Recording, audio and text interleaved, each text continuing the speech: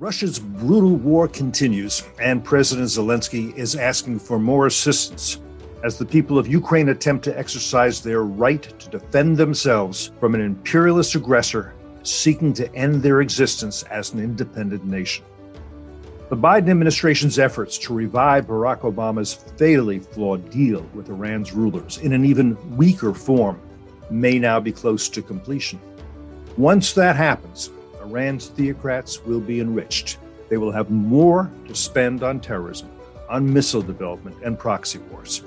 Their path to a nuclear weapons capability will be clear, even if they abide by the agreement, which, based on past performance, seems highly unlikely. It's probable that as a provision of this agreement, President Biden will grant Russia's demands for substantial opportunities to evade sanctions.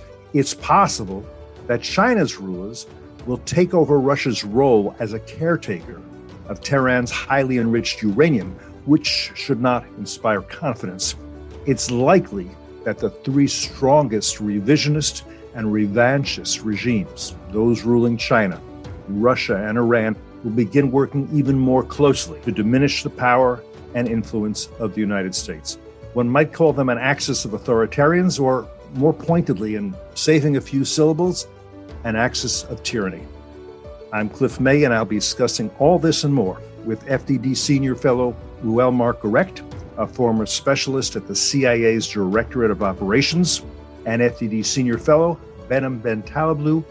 You'll be with us too, here on Foreign Policy.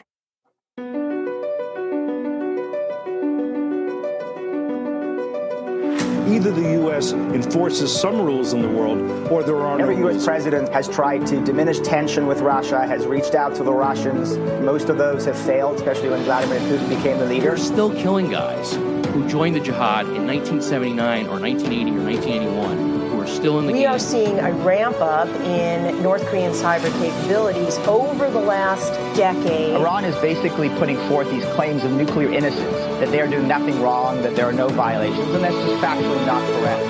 You could see mass destruction within Israel as a result of this precision project that Iran has undertaken.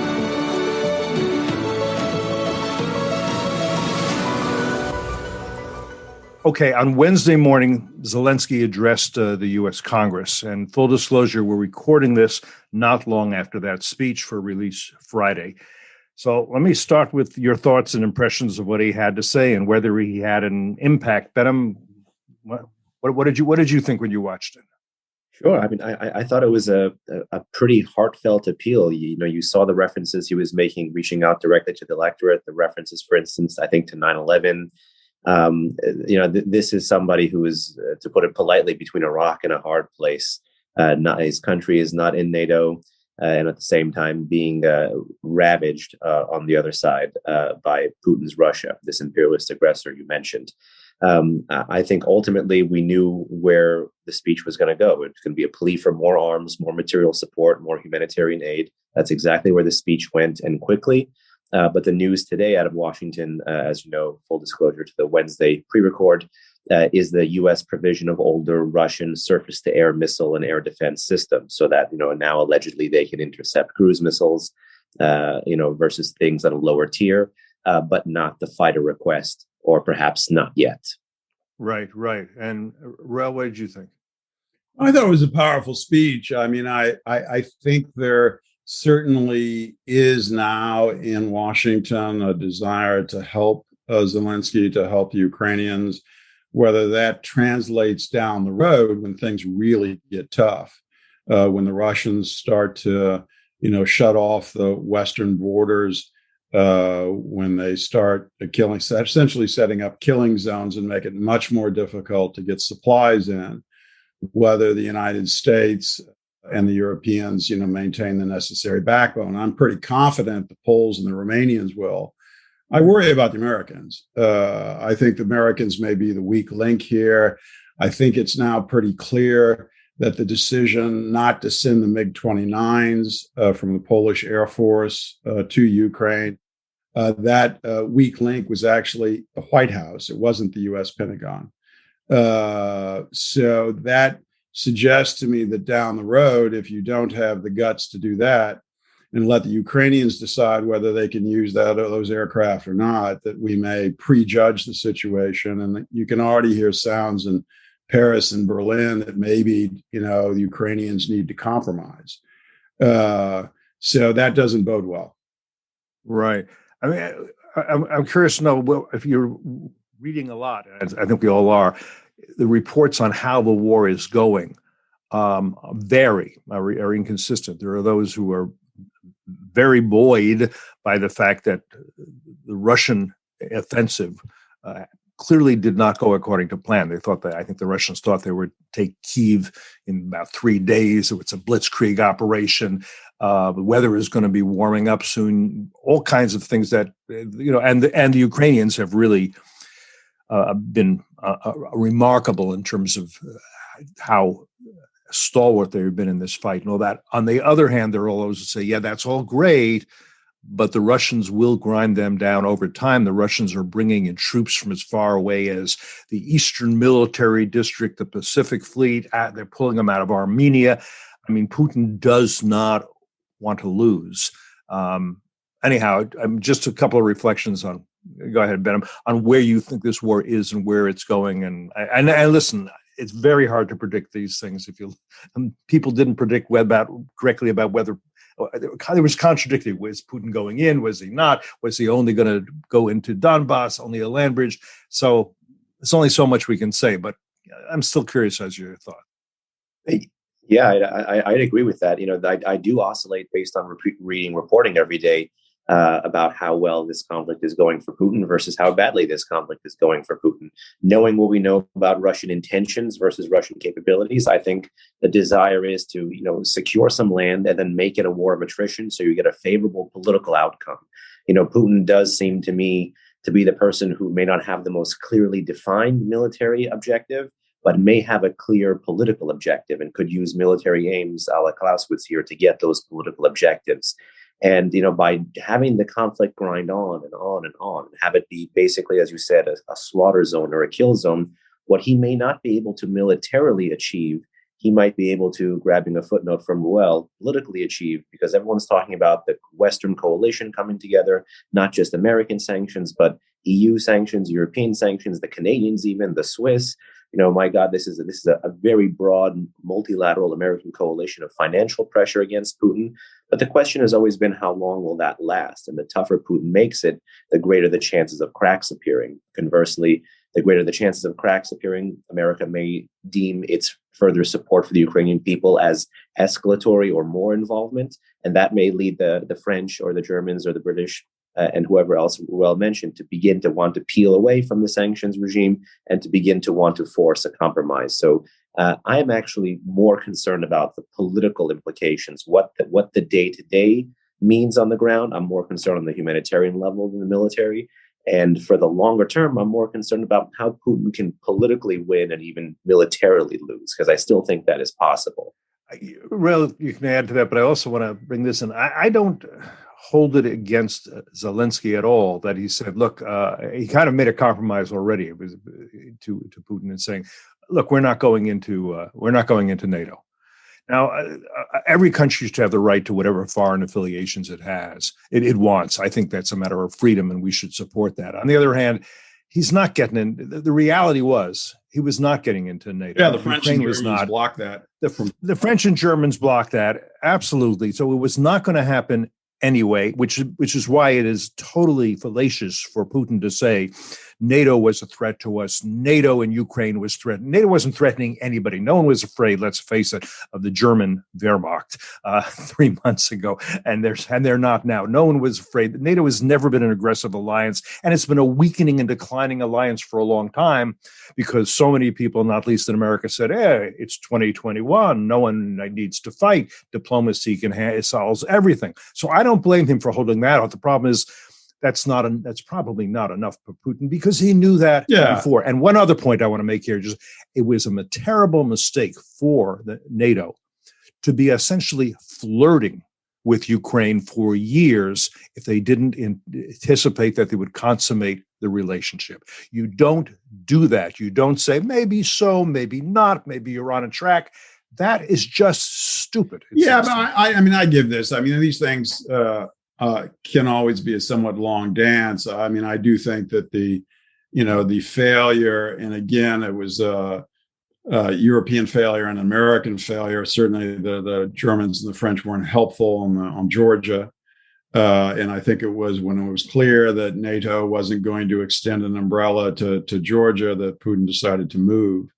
And as people should understand, we're talking about Georgia, 2008. Putin goes in, carves off 2 provinces from Georgia. The world says, "Oh, too bad," but what are you going to do? Yeah, I mean, on so far as the Russian advance, I'd say 2 things. One, I think the Russians have learned that their initial plan, obviously wasn't a success, and they've adjusted, and they've gone back to something the Russians do reasonably well. And that is they bring up artillery, and they have a lot of it. They're good with it. And they slowly blow things to rubble. And they're going to, I think, do that all the way across Ukraine. Here's the point. Yes, I think that's possible. And certainly that is exactly what Putin did in Grozny and Chechnya in the Second Chechen War. It's what he did in Aleppo. I have to wonder, though, if he believes, and I think he does, that Kyiv is the birthplace of Russia. Is he really going to just raise that city to the ground, every church, every great building? Is he going to treat his fellow Russians as he sees them the way he treated Chechens and Syrians? I don't know if you can blow up Kharkiv, you can blow up Kyiv. I don't really see that big a difference, and it certainly is. If he believes that's necessary for victory, then I think he's fully capable of doing it. And let me just explain why you said that about Kharkiv. And the reason is Kharkiv is a city in the northwest of Ukraine. And it's one where I think Putin thought he might be welcomed as a liberator. Why? Because that close to Russia, that far in the northwest, most people there are speaking Russian at home and in the streets. So they might identify as Russians. And at one point, maybe they did, but now they do not. They identify as Ukrainians. They are patriotic. One might even say, a little risky, nationalist at this point. Go ahead, Behnam. There we go. And I would know. I said it. I would know one other thing, I think, which is an important change, and that is, initially the Russians tried to hide war dead, and now they are actually celebrating their war dead. Now that is probably a factor that there are too many dead for them to hide, but 2, it's their attempt to play to Russian patriotism, and I think it's fair to say that almost all the Russians who are in the army in Ukraine, are not the middle class elite in Moscow and St. Petersburg. And I think we've come accustomed to those folks. And those folks may bugger out. Many of them have already left. And I think Putin is fully prepared to lose that part of the elite to continue forward. So you could have a dumber Russia, but a more determined Russia. It's possible. And I would just put that warning in there. Mm-hmm. Yeah, I'm afraid of that warning, the kind of more brutalist kind of actor Russia on the world stage today. Just to kind of add some further historical perspective, what I was jotting down was all of the great Iran analogies I see here. I don't want to be a one-trick pony with just the Iran stuff, I swear, but there are so many. Go ahead. No. 3 of the first 5 UN Security Council resolutions dealt with exactly this issue, but in the Soviet form. Just like you mentioned, Cliff, in 2008 with the Georgia War, and just like now with the Russian-speaking regions in Donbass, the Soviets tried to do exactly this in Kurdistan and in Azerbaijan province of Iran, gambling on the fact of a different center-to-periphery relationship ethnically and linguistically, trying to carve out those places, install puppet governments. The West was qualitatively different in that fight. This was post-World War II America, nuclear bluffing, a different kind of central authority inside Iran, a much more vigorous game of diplomacy played. But ultimately, the Russians left and the puppet governments collapsed. I think the Russians have learned a lot of those lessons, but continue to draw from the same playbook, hence the play in Georgia, and hence the play in Ukraine here. The other thing, just quickly about what Reuel said with the tech, I totally do think the Russians will rely more and more on this kind of artillery, but that's why some of these other systems that occasionally you see talked about matter so much, particularly from non-American sources like these Turkish drones, these Bayraktar drones, really proved their worth. Buy drone stock. Buy drone stock. Reuel is talking about commercial drone stock only. We do not give investor advice on this program. One more question before I change the subject a little bit, Reuel. And if you may have to kill me if you tell me this. It was for a long time we've been hearing that intelligence from the U.S. to the Ukrainians, of what they knew about strikes that were upcoming, was being delayed. That to not provoke Putin, the Ukrainians were not getting on-time intelligence from the U.S. as much as could be. Is that been fixed? Do you have any? I don't know. I mean, I think there are a lot of bureaucratic explanations for that, in addition to issues of volition. But I mean, you do the various intelligence services of the armed forces and the CIA. They're very leery about giving the type of communication devices that can be reverse engineered against us. So it takes time. I mean, obviously, the Ukrainians could really use a lot of targeting information from. Exactly, they deserve that. And I think they can technically work all that out. I don't know, where they are on that. I think in the end, like on so much else, almost everything else, it's a question of volition. So I have to assume that if we are going to consistently supply them with weaponry, that we will follow that with intelligence, that the two are not dissimilar, and that the courage it takes with one is the same courage with the other. All right. I mean, just to state a basic principle, a nation whose existence is being threatened should be supported in exercising its right to self-defense. I mean, that just seems to me, for the United States and any free nation, that's a basic principle. Am I wrong? No, I agree with you. And I think it's even more poignant with Ukraine, because it is a European country. It is a European country which is striving to be a westernized country.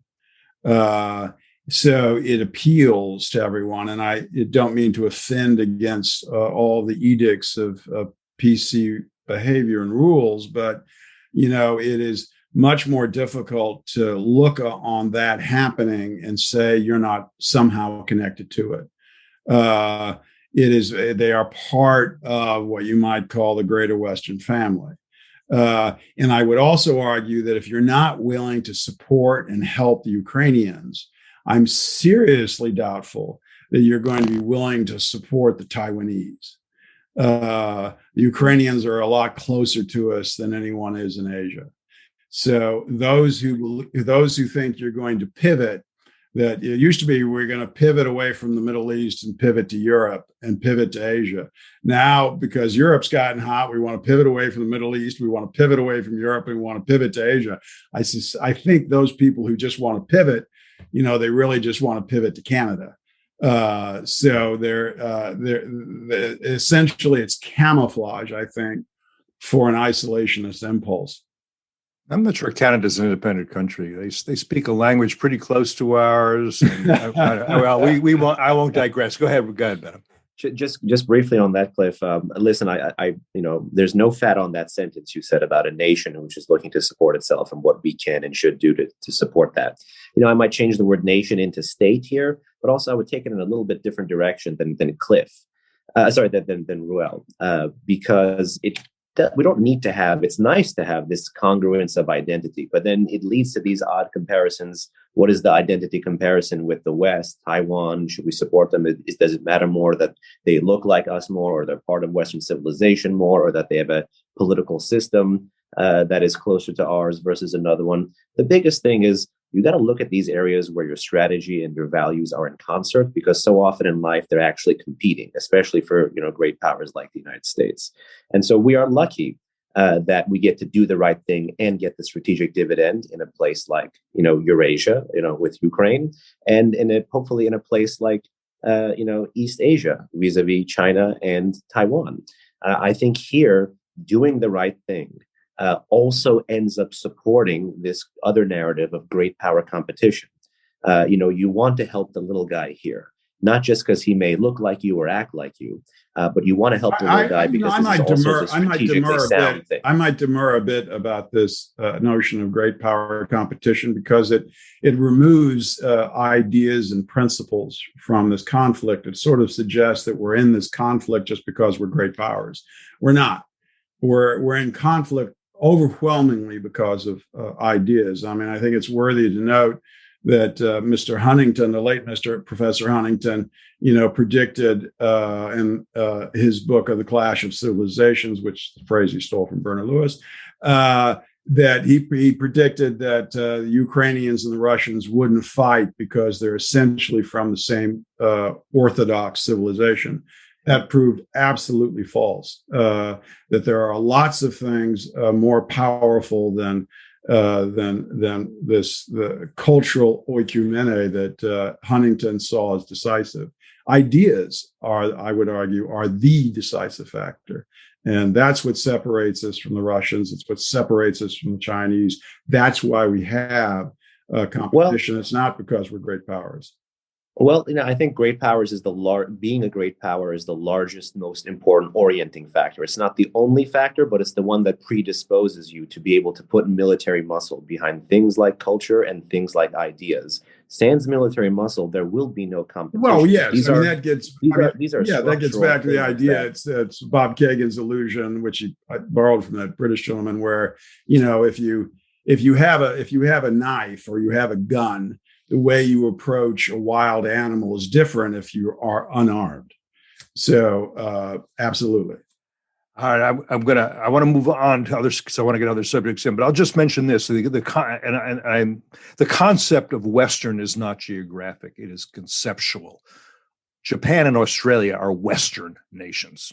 Australia is Japan. I don't know if I'd go quite that far. It certainly has adapted a lot of Western values because the Americans didn't give them a choice. In Japan. Yes. Yeah. And because the Japanese are sponge-like. So they have absorbed a lot. I don't know if I'd go so far as to call them a Western country, but they certainly have Westernized remarkably. Well, it depends what we're talking about. If it's the country, versus the culture, versus the people, versus their foreign policy, banking system, foreign policy, alliances, political system, versus things like culture or national culture. So the word has to be understood the same way. They are a democratic country. Yeah, that's what you should focus on. And a free country, right. And I think that's. Well, you don't have a free authoritarian country. You can have. Well, we've had this before. You can have an authoritarian country where there are many freedoms, and while it's better to be democratic, nonetheless, if you can have a country that is somewhat authoritarian, but you have a free press, you have free speech. You have other ways. I don't know of any authoritarian country that has a free press. Not a one. Or authoritarian countries where you have social freedoms, like pre-revolutionary Iran, totally not free press. There was 2 major state papers and a lot of other, minor newspapers and magazines, but you had at least social freedoms, and then now you've had a rollback of even. Good way, yeah, absolutely. Authoritarian countries often can liberalize social values. All right. Meanwhile, back at the ranch, or more precisely, back at Vienna's luxury Palais Coburg Hotel, it appears that nothing can stop Biden's envoys from pushing a weakened version of Obama's Iran deal toward a conclusion. And I want to emphasize this because it's not emphasized in much of the media. The Iranian delegation has refused even to sit at the same table as representatives of the despised infidel regime known as the United States. This is a humiliation that the Biden administration decided to suck up And most of the media decided to ignore most of the time. They use phrases, euphemisms like, well, they're having indirect negotiations, which, by the way, we should also point out, has allowed the Russian envoy, since we've decided, Russia should be part of these negotiations, Israel shouldn't, UAE shouldn't, Saudi shouldn't, Bahrain shouldn't, but Russia should. So the Russian envoy, Mikhail Ulyanov, he becomes the honest broker that we trust, even as we're sanctioning Russia for a war of imperialist aggression. You couldn't make this stuff up. Go ahead, Reuel. Yeah, I mean, I just say that arms control is a drug for the Western elite. They just can't let go of it, even when it involves, a virulently anti-American theocracy extorting us. Even when it involves a very short-term surcease to our nuclear anxiety. I mean, for those who have nuclear anxiety, I actually have gotten over it. I don't have nuclear anxiety anymore. So you have so many other anxieties. I do have many others. But how well learned to love the bomb. I've learned to love the bomb. But so we are willing to compromise ourselves over and over again because we don't want to think about the other possibility, the only remaining possibility, which is preventive war. So we won't go there. So, and they're stuck. They're absolutely stuck. And so they engage in very embarrassing behavior. And certainly having Russia invade Ukraine and then the Russians being party to the deal, even though it substantively doesn't make a difference, it is aesthetically, ethically very embarrassing. But the administration, obviously, I think this isn't finished yet, but I think they're willing to, simply swallow all that. But Russia also made a demand that Russia should get sanctions relief. This was a new demand made just about a week or so ago by the foreign minister Lavrov. That Russia should have sanctions relief specifically when selling, weapons to Iran and maybe nuclear reactors, but for peaceful purposes only. Trust them to Iran's rulers. And at first, it seemed like the Biden administration, okay, that's a bridge too far. We're not going to accept that. And now it looks like they're saying, okay, if that's what you want, you can have it. What the heck? Yeah, I am very worried about that because you've seen a 180 in the press reporting on this. Admittedly, everyone is still going off of what the Russians have been saying, both in Moscow and in Vienna. But the Russians have basically made it look like the U.S. caved, that the U.S. did provide some kind of guarantee that the trade that is permitted and the relationships that are enabled to be established by the JCPOA and America's other architecture of waived sanctions under the auspices of the JCPOA would not, in this case, apply to Russia. Now, the Russians have literally used the Ukraine conflict to try to establish a sanctions-free channel with the world's foremost state sponsor of terrorism, who they claim they are trying to restrain from developing nuclear weapons here. So we have to see what's going on. And then now they're trying to leverage this channel in negotiations with Washington about something that Washington, per what Reuel was saying about the arms control addiction, cares very much about. And I, too, thought that this is something that we would fight uphill on. But again, if we read the reporting, it looks like no, not at all. I don't know if a formal written guarantee has been given, which would be very different and would be a very adverse practice, both to ourselves and as well as the other kind of sanctions regimes that we have around the world.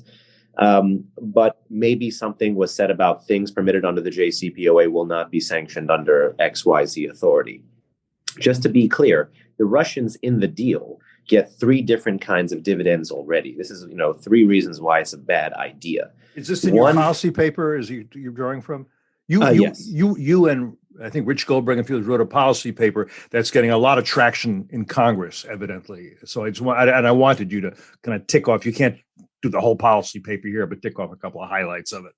Sure, but it's basically a troika of forces, and it was at least a troika of authors, but we had a lot of good input from a lot of other folks, Matt, Rich, several other people. And basically, one is that don't let Putin, which is in the process of midwifing a bad, even worse version of the 2015 nuclear deal, establish a sanctions-free channel with the world's foremost state sponsor of terrorism just to get insulation and to offset the rightly mounting costs he is facing due to the invasion of Ukraine. So don't let him do that. And in the paper, we kind of outline how Russia could leverage these enhanced banking experiences to try to get around American sanctions, saying, well, this is a trade, or this is a transaction, or this is something that's permitted under the auspices of the Iran deal. So let me use Iran, literally and figuratively, with their junior partners here, as a human shield against mounting Western pressure, just so I can get the goodies, just so I can get the dividends. So that's the first leg, the economic leg. The second leg is the military leg, which has already lapsed. The 2015 nuclear deal had a 5-year arms embargo. It used to be permanent in previous Security Council resolutions on Iran. The Russians didn't rush to sell Iran a bunch of stuff in the past, but they did sell Iran its most important, its most advanced foreign procured air defense system, the S-300, that does make some military operations against Iran somewhat more complex. The Russians may want to step up their sales of arms to Iran, especially if they're feeling the cost here. They may want to economically offset it through their new sanctions-free channel with military sales. The third leg, of course, and create more problems for us in the Middle East, by the way, by empowering the most revisionist actor there. And the third one is the nuclear one. Russia is a major civilian nuclear supplier around the world. It gets a lot of money from civilian nuclear to nuclear relationships bilaterally that it has all around the world. Other countries do this too, like France, but France is not Russia, and France does not do the things that Russia does. See invasion of Ukraine here. So the Russians have had extensive experience working in and around Iran's nuclear program since the 90s. They took over that reactor in Bushehr. They're slated to build at least 2 other reactors for the Iranians, Bushehr 2, Bushehr 3. They're supposed to be providing the spent fuel, taking it away, the fuel, and taking away the spent fuel for the Bushehr reactor. And there's a host of things for the JCPOA that they would be doing that would allow them greater access and greater touch points to Iran's nuclear program, such as reconfiguring Fordo, working with them on the Tehran research reactor fueling. There's a lot of stuff here. And if you're dealing with Russia you're dealing with the Russia of 2022, which is very untrustworthy. Would you trust them to do everything by the book with the Islamic Republic of Iran in 2022, 23, 25? I wouldn't. So America's policy essentially is to weaken Putin and strengthen Putin at the same time. That's the strategy. I would know one thing. I think I'm sure that the Russians will figure out some way to drive a truck through any loophole in the Iran deal. You can be absolutely certain of that. But the principal problems with China. So, if the Chinese decide to help the Russians, that amount of aid and support will dwarf anything that could possibly come through any type of exceptions that could carve out with Iran from the Iran nuclear deal. So, and we don't know yet, but if Xi decides to go with Putin, to hang with him, they could essentially survive a lot of the sanctions without suffering nearly as much, because they could simply exchange oil for goods. They don't even have to use Chinese currency. They barter ratio. I'm sure the Chinese will make them discount substantially. The Chinese always in the end up screwing you, but the effect of that could be substantial and give Putin a lot more breathing room. All right, I want to move through. There's a lot I want to get to if we can in the time we have, so we'll try to move quickly. But we certainly have to take note of other developments that one might have thought would have stopped this deal.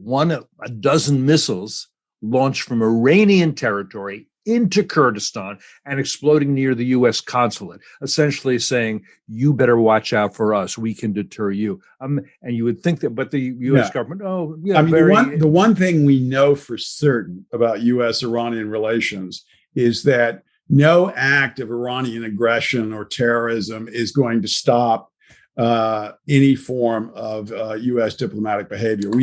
We have watched this over and over again. It's been a bipartisan endeavor to ignore Iranian aggression.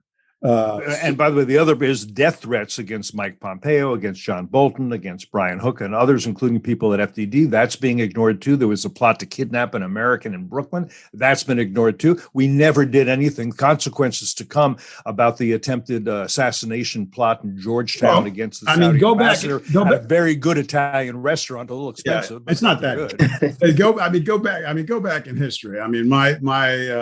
My favorite president of my adult lifetime, Ronald Reagan, I mean, they blew up the Marine barracks. There was no question at the time of who was responsible. George Shultz requested a military strikes against the Iranians. Caspar Weinberger won the argument, never happened. And under 2 years, we're trading arms for hostages. That's Ronald Reagan. Okay, but learn from these mistakes, and that's a mistake. But how long does it take to learn that you've made a mistake? We don't. In fact, what's striking about this is the Biden administration actually is the first administration that isn't seeking Iranian moderates. It's really quite striking. Well, they're not. I mean, I don't think. No, you might as well be looking for hen's teeth. It's so obvious there are no moderates to look for anymore that you could pretend for a while. But once Raisi became president, let me also mention at least 2 members of the negotiating team left in recent months because they thought their colleagues, led by Rob Malley, were giving away too much. Now, when we're talking about Richard Nephew and what's her name, Ariane Tabadati, we're not talking about hawks here exactly. No, we're definitely not talking about hawks. Okay, and they leave the negotiations because that we cannot go that far. And again, that's it. Okay, so go to this. What about Congress at this point? As I understand it, you tell me, Republicans oppose this deal pretty much across the lines. We know some Democrats do, but that doesn't necessarily mean they'll act. And it's not clear whether INARA, which is the Iran Nuclear Agreement Review Act, right, which should give Congress an ability at least to pass judgment publicly. Again, this should be a treaty. This is hugely important. It will not be submitted as a treaty. At least if you would think it would go under the Iran Nuclear Agreement Review Act, INARA, so that Congress would at least have some say about it. But it is not clear that that's going to happen because Biden is going to say, no, guys, this is just the old JCPOA. You already gave your views on it. We don't need to ask Congress its opinion. We're just going to. And that fight is taking place, as I understand it. I know we've done memos from members of Congress who want to say, no, you under INARA, you absolutely have to give Congress at least a say. You cannot just cut us out of the loop entirely and do this on your own. So just a few comments about that. Again, we have many questions I want to get to, but about Congress's role or lack of role here. Go ahead. Listen, one of the greatest sins of the JCPOA is not even really the lack of missiles or the sunset clauses or the poor inspections, or really the greatest sin of the JCPOA, not even giving domestic enrichment, in my view. The greatest sin of the JCPOA here in Washington is what it did to multiple communities of concern here over the Iran policy issue, which used to be on the Hill a nonpartisan or a bipartisan issue. These sanctions resolutions were going out 99-1, 99-0, 100-0. Now Iran is by definition a partisan policy problem.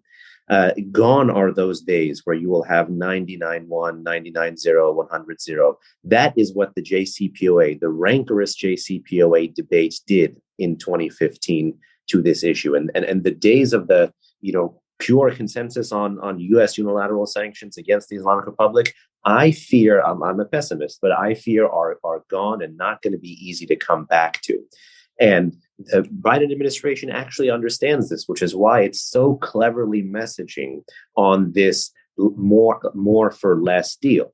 Basically, we know what's been reported out of Iran last year and what's being reported here in DC this year, that we are going to be offering not just the sanctions relief per the JCPOA text, we're going to be offering Trump-era non-nuclear sanctions as well. And the Islamic Republic, it's not confirmed yet, but the Islamic Republic is not amending even the timelines of this fatally flawed deal. So we're paying more for less time on the clock. In 2015, we kicked the can down the road for a decade. Now we kick the can down the road just for a few years at max. And this is the most charitable definition here.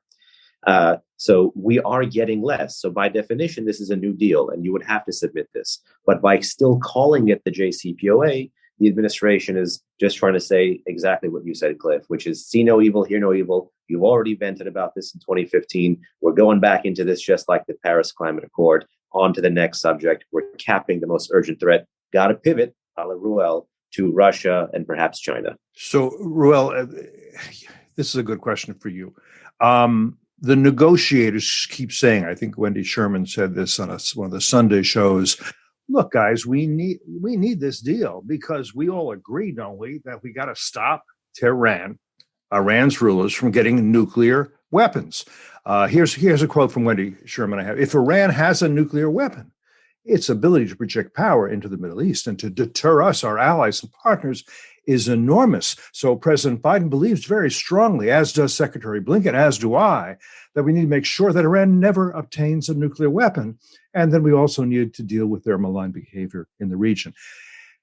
So does she really believe that this agreement stops Iran from getting a nuclear weapon, or is she lying because that's what she's paid to do? Let me put it rather. I don't know. I mean, a long time ago, I decided that I didn't want to pry into the mind and heart of Wendy. So I don't know what's lurking inside there. I think it is. You're an intelligence officer. You must have intelligence on what they're thinking. Some people, I just don't want to go there. That, and I do think that she was very revealing in her comments. That, I mean, I think she's deterred anyway. I mean, realistically, if Iran gets a nuke, it shouldn't deter the United States. And we engaged in a lot of hot warfare against the Soviet Union, particularly in the Third World, throughout the Cold War. Some people would even argue, Peter Rodman did, that we defeated the Soviet Union in the Third World. So, I mean, that shouldn't deter us. Now, whether in fact it does, that's a separate issue. I mean, I would go back to what Behnam was talking about. I've gotten over my nuclear anxiety. That what I would worry about most is that after the Iranians have the nuke, because this deal isn't going to stop it, the only thing left that could possibly convulse their nuclear ambitions would be a military strike. Have we then completely also lost any type of consensus of developing however feeble a containment policy we might put up?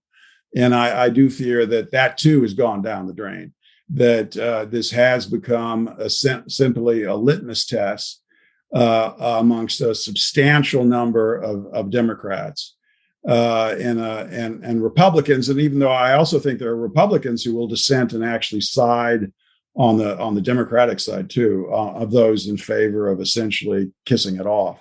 So, that we have lost. And I mean, if you were to go back to my former employer, we can argue about, whether any covert action project, how successful it might have been or would be or has been. But essentially, anything done by the agency becomes null and void, anything long term, if you don't have bipartisan consensus, because most programs, not all, but most programs are dependent upon a certain level of secrecy. So if you blow it out of the water with leaks, then it's over. And, the truth is intel committees are no different from any other committees now, and they will leak on you. Zoe, go ahead.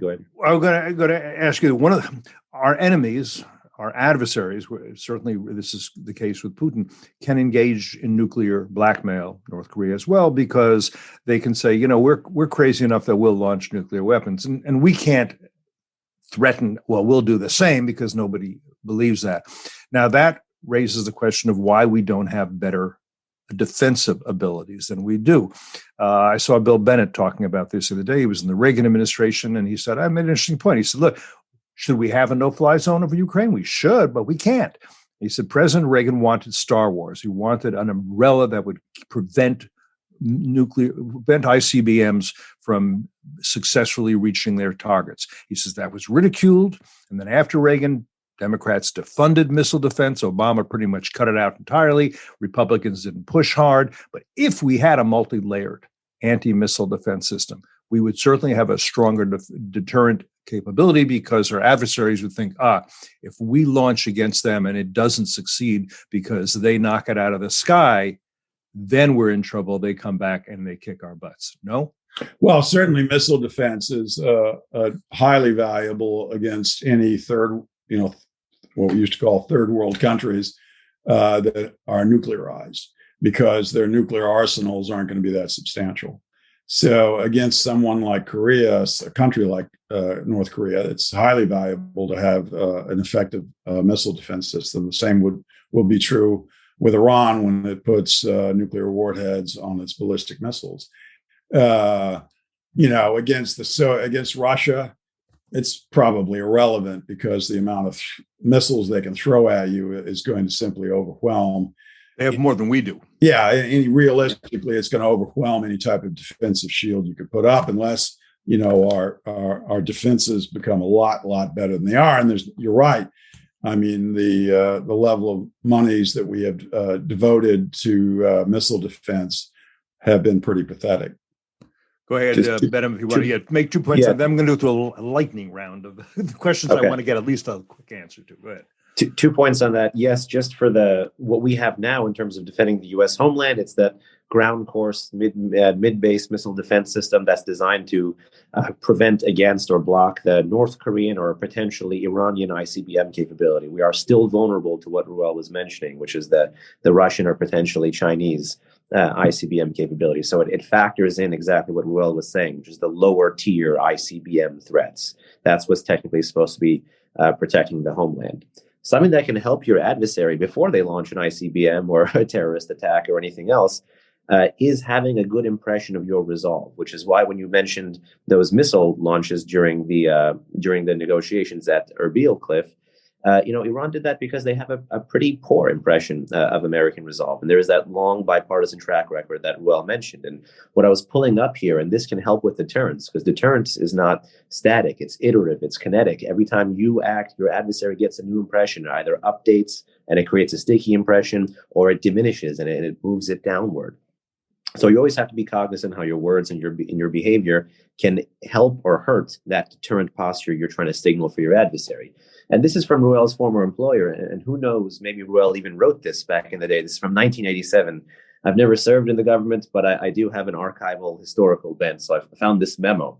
And it's about terrorism. It's funny that you referred to 1987 as an archival, part of an archival instinct. It's just, Cliff and I would find that amusing, 1987. But go ahead. Well, anything that is put into an archive is archival. Okay. So even yesterday's newspaper. But the line is, and it applies to terrorism, but it's everything.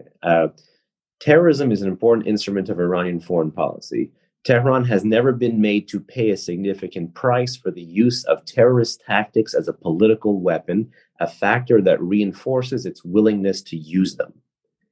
You sub out terrorism with any kind of escalation by any one of our adversaries, state and non-state, and the consistent image we project of not willing to punish those smaller things adds up like a mosaic in the aggregate of a weak image. So regardless of our deterrent capabilities, if we have the best homeland missile defense or not, if we haven't signaled that we're going to use it, or we have the commensurate resolve to use it or meet them, it does us very little good, because the enemy will try again and again and again, and they'll grow bolder, just like the Iranians are growing bolder now.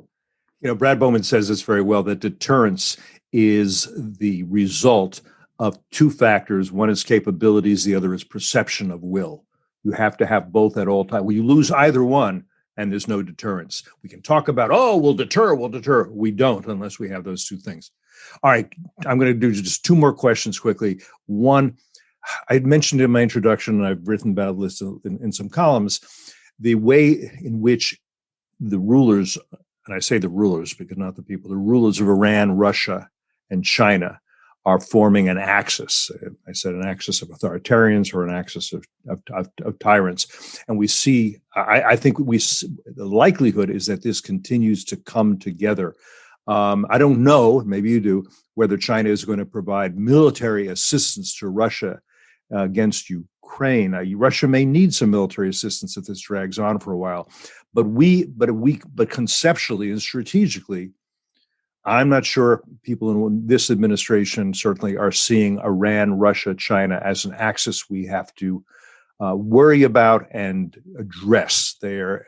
And you certainly don't see that when you have, again, Ambassador Yanov in Vienna as our partner, and not understanding that he's going to benefit Russia, Putin, he's going to benefit Iran, and he's going to diminish the United States. That's his goal. That's his job. Yeah, I don't know. I mean, I think the administration is obviously going through an evolution here, but I don't know whether, they've connected all the dots or they think there are sufficient exceptions in this. I think they are aware that an axis is developing, but I think they are uncertain of its potency. We don't know yet. China is the big factor here. I actually worry more about Chinese financial aid to Russia than I do the military aid, just because, the Russian military industrial complex is pretty bloody big. And it will be telling if they can't produce enough planes, helicopters, and tanks to fulfill the needs of destroying Ukraine. I suspect they will be able to do that, but the problems will be on the financial side, and that's where the Chinese can have enormous input. We'll have to. The Chinese are the wild card here, and I don't know how that's going to play out. If I would expect authoritarians to hang together until it becomes incredibly painful for them to maintain that alliance. So I could see the Chinese giving up on it, Xi giving up on it, if he thinks it's simply a lost cause. And then he'll try to do the best that's possible in an unpleasant situation. Until that time, I would expect them to hang together. And obviously, we should treat them as an operative alliance. That is, they're more likely to work together than they are to work against each other. Behnam, final thoughts for this broadcast or narrowcast or whatever it is we're doing here. Sure. I just want to echo that point, because that's where the trend lines are actually headed, not just for 2023, but really for the next half decade to maybe 2 decades out, is that the area of convergence between those 3 countries, Russia, China, Iran, and you might as well throw North Korea in there, given their latest missile test. Yep. It's the 12th, at least the 12th missile test of this year. They're resuming long-range strike systems. Don't think Pyongyang will sit on the back burner forever. And you notice the Chinese are not choking North Korea. No, they're a junior partner in the Axis. I would say a junior partner, as is Venezuela. And we go to Venezuela hat in hand and say, hey, can we give you some money? And maybe you'll give us a little more oil because we don't want to pump our own. Yeah, as if we didn't recognize the Juan Guaido government just a few years ago, and now we're doing a 180. And this is what I wouldn't want to be Juan Guaido today, by the way. I would not be a happy camper.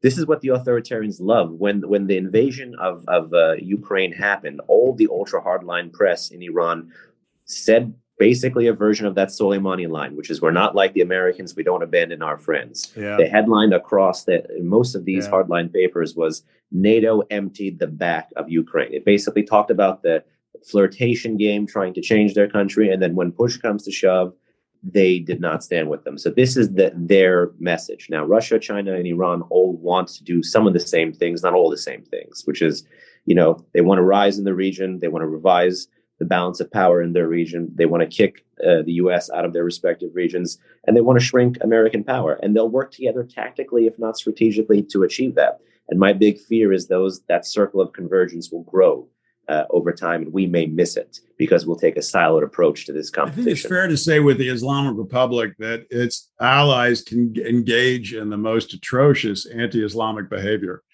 For sure. And which the Russians, usually do. The Russians have killed more Muslims than any other Westerners. I know Westerners, Europeans. They have without a doubt, the biggest, the longest track record when it comes to killing Muslims. And the genocide in China now, the Islamic as long as the supreme leader and the ruling elite can hear that anti-American music, and then the anti-Western music, it just rings the bell. And so that's how they pivot. That's how they define their alliances. And I don't expect that to change at all. You surely wouldn't want to be a Uyghur, which in Xinjiang, which is also known as East Turkestan, waiting for your Muslim brothers in Tehran to save you. The overwhelming number of the Uyghurs are Sunnis or Sufis, so they're doubly damned. All right. All we have time for today, but I'm sure we'll get back together. I hope we will very soon. Thank you, Behnam. Thank you, Reuel. My pleasure. Thanks to all of you so as much. well. Thank you. And all of you who have been listening with us. We want to hear from you. Give us suggestions, give us criticism, give us praise, subscribe. For now, I'm Cliff May. Thanks for being with us here today on Foreign Policy. Thank you for listening to Foreign Policy. If you found the program worthwhile, we suggest you subscribe to Foreign Policy on iTunes, Spotify, Google Play, Stitcher, or wherever you prefer to listen to your podcasts. Send us your feedback, your questions, your ideas to foreignpolicy@fdd.org. For more information about this episode and others and about our distinguished guests, visit us online at fdd.org. Until next time, I'm Cliff May, and you've been listening to Foreign Policy.